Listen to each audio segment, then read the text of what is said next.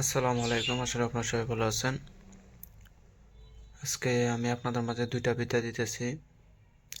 এক ভাই চাইছিল যে নজরে নজর করে বশীকরণ করা, মানে দেখে দেখে বশীকরণ করা। হ্যাঁ, তো আপনার জন্য করে আমি দুইটা পদ্ধতি শিখিয়ে দিতেছি। এর আগেও আমি ইউটিউবে এই বিদ্যাগুলো দিছি, যেহেতু আবার বললেন তো আবার দিতেছি, শোনেন। প্রথমে যেটা দিতেছি সেটা হচ্ছে নজরবন্দি বশীকরণ। আপনি যাকে চান সেই মেয়ের দিকে তাকায়া থাকা এই মন্ত্রটা যদি আপনি 7 থেকে যদি 15 বার জপ করতে পারেন, হ্যাঁ সম্ভব। যদি অনেকক্ষণ তাকায় থাকতে পারেন তাহলে 15 বার জপ করবেন, আর যদি অনেকক্ষণ তাকায় না থাকতে পারেন যতক্ষণ তাকায় থাকবেন ততক্ষণ মন্ত্রটা পড়বেন। হ্যাঁ, এভাবে যদি 3টা দিন করতে পারেন তাহলে ওই মেয়েটা বশীভূত হয়ে যায়। এটা একদিনে কিন্তু রেজাল্ট দিবে না। অনেকেই অনেকেই ইউটিউব চ্যানেলের ভিতরে বলে যে নজরবন্দি একবার তাকালেই বশীকরণ হয়। না, একবার তাকালে বশীকরণ হয় না। যদি বশীকরণ হইতো তাহলে প্রধানমন্ত্রীকে আগে মানুষ বশীকরণ করে নিত, বড় বড় রাষ্ট্রপতি বশীকরণ নিত তাকায়া থেকেই। একবারে হয় না, 2-3 বার যাইতে হয়, তাও নিয়তের উপরে। নিয়ত যদি ঠিক থাকে তবে কাজ করে, না হলে নাই। একটা দিতেছি বশীকরণের নজরবন্দি, আর একটা দিতেছি তেল পড়া। তো আপনারা পরীক্ষা করে দেখতে পারেন। তো মন্ত্রটা শুনেন। বিসমিল্লাহির রহমানির রহিম। প্রথমত মন্ত্রটা আপনারা মুখস্থ করে নেবেন, 108 বার জপ করে সিদ্ধি করে নেবেন। সিদ্ধ করে নেওয়ার পরে দুইটা মন্ত্রে আগে 108 বার জপ করে সিদ্ধ করে নেবেন, নিয়ে কাজ করবেন। আর যেটা তেল পরা দেবো এটা কিন্তু অন্য কাউকে কইরা দিতে পারবেন না, এটা নিজের জন্য করতে পারবেন, অন্য কারো ক্ষেত্রে কইরা দিতে পারবেন না। এই নজরবন্দিটা অন্য কারো ক্ষেত্রে কইরা দেওয়া যায়, একটা পদ্ধতি আছে। তো যাই হোক, আমি মন্ত্রটা বলতেছি, শুনেন। বিসমিল্লাহির রহমানির রহিম। দুই চোখে চাইলাম, চার চোখে বন্দনা করিলাম, রক্তের কলাকল বিন্দুর ধারা দায়িত্ব বন্দনা করিলাম, অমুকের নয়নতারা সার বাপ মায়ের আশা সার পাড়া প্রতিবেশী সার স্বামীর ঘর গৃহ সার আমারে সারিয়া যদি গোমুখ অন্নপানে চালতো হাইলে ঈশ্বর মহাদেবের মাথাঘাস।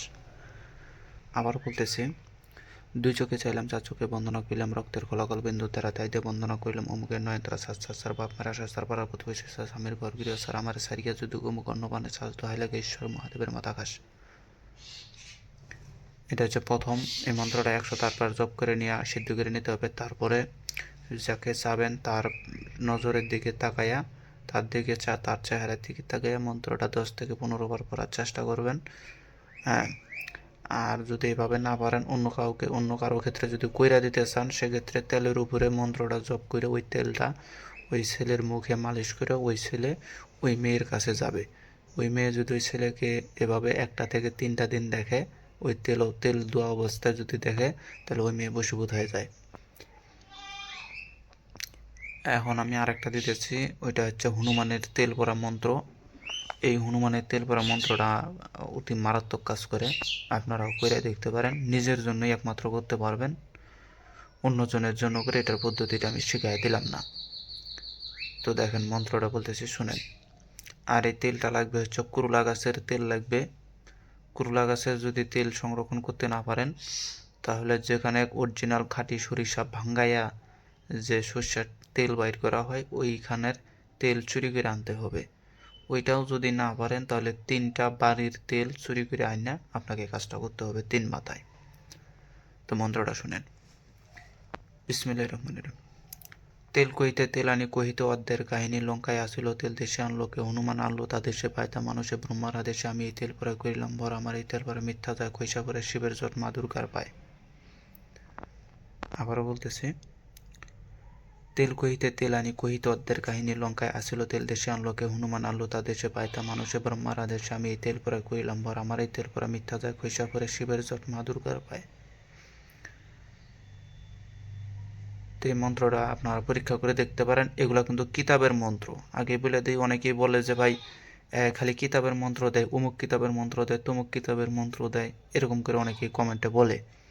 তো তাদের উদ্দেশ্য করে বলতেছি, ভাই শুনেন।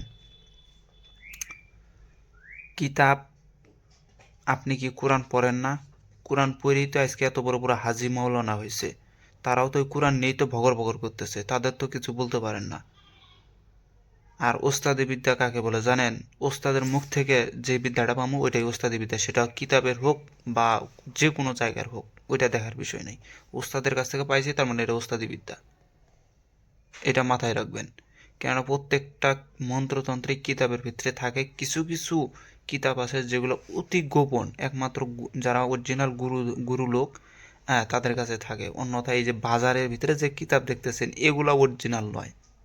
অরিজিনাল কিতাব পাওয়া খুব চোদনের ব্যাপার। আর ওই অরিজিনাল কিতাব থেকে যে ওস্তাদি করে, তার কাছ থেকে যে শিক্ষা গ্রহণ নেয়, সে যে গুরুর মুখ থেকে যে মন্ত্রটা পায় ওইটাই তার ওস্তাদি বিদ্যা। এটা কিতাবের বিদ্যা হোক তাতেও সমস্যা নেই, মাথায় এটা রাখবেন। এরকম বাজে কমেন্ট করবেন না।